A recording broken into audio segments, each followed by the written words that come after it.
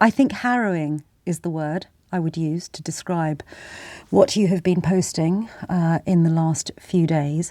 Would you mind just sharing with the listeners where you have been and what you've been doing in the territory?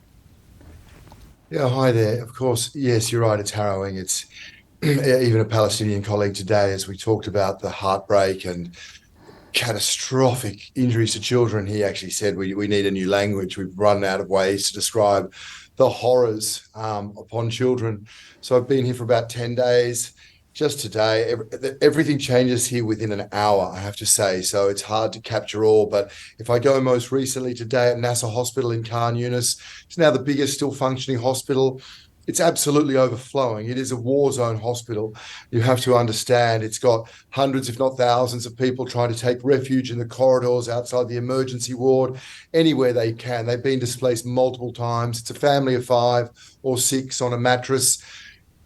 Things were okay during the ceasefire for a moment, and I would go and you'd almost see childhood return in a face. Today, it's panic across children because the bombardments have been relentless. Make no doubt, the idea that is being sold to people that this won't happen in the south, what happened in the north, it is absolutely every bit as severe. As I was there were multiple bombs around. Children came in with the wounds of war.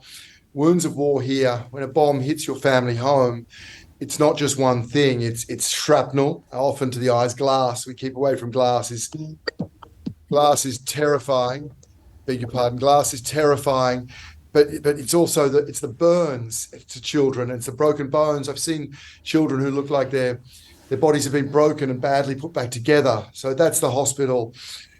And it cannot cope. The health staff will do everything and literally do 36-hour shifts. But, doctors work without lights sometimes, without anaesthetic.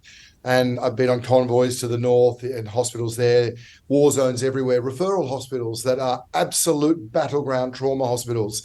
And still in the conscience of those making these decisions to continue this war, on it goes with ever greater severity. Artillery bombs. I was out just now, bomb very near us, very near a hospital. This is Gaza. This is home for 1 million children. So I have done a number of interviews now with both the IDF spokespeople and the Israeli government. Just yesterday, an IDF spokesperson said that the Israeli military were doing everything they could to ensure that Palestinians in southern Gaza were warned when missiles were on their way and that they could then move. And he said that the action was proportionate and that they were going further than most armies would in a war. What would you say to that? It's a war on children. I'd say that. I don't want to go tit for tat with government officials. This place is desperately unsafe. 100 United Nations colleagues have been killed here. It's the largest number of UN workers killed in a war since the creation of the United Nations. So children aren't safe in hospitals. Colleagues aren't safe there. Mothers aren't safe there. I'm not safe here. So I have a trepidation with sharing the uncomfortable truths that I get from children. But if we talk about people to move in places, most recently that has been dropping leaflets that have a QR code. And you scan that and you go somewhere. I'll come to a moment what those places may look like. To scan the QR code, your phone would need power. There hasn't been electricity here for 50 days. Here I am off generator. Some people will be able to charge, many won't. To scan it, of course, you need 4G or 5G. That doesn't exist. Wi-Fi in some homes. But so by and large, if you were able to scan that, then we would have the problem of how do you move to this place? And you've already moved three times and your last legs, and now you're being sent to a place that has no water, not a little bit, no water, no sanitation, no food, no protection. It's getting cold here. So as a doctor said to me during the ceasefire when he was praying that it would not come to this again, he said, James, please understand that we now risk just as many children dying from disease as we have seen being killed. And this is something that UNICEF and the World Health Organization have been warning for a long time. Children are malnourished.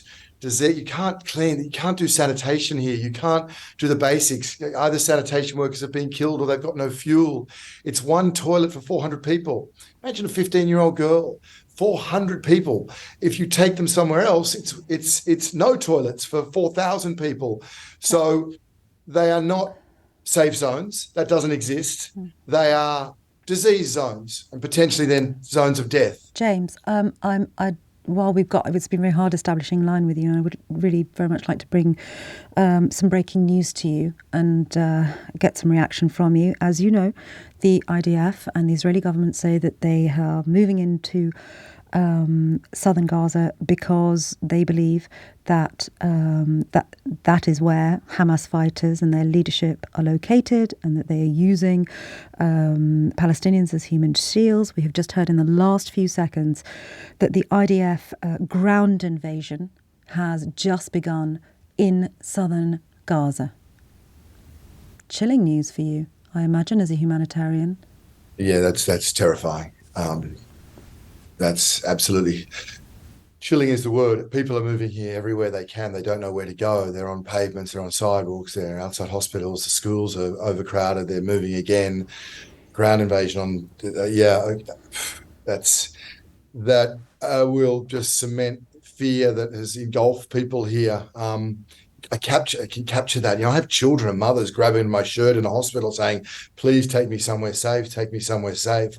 This is horrendous news. I don't want to speak on a military level. As a humanitarian, the nightmare gets worse. James, thank you for speaking to us. Please stay safe. I hope we can establish contact with you again, perhaps next weekend, when we'll know how that ground invasion into southern Gaza is playing out. We know that 2 million people at least are now in an area that is half the size of the Isle of Wight, as the IDF continues its military operation against Hamas. James Elder, global spokesperson for UNICEF in Gaza. Thank you.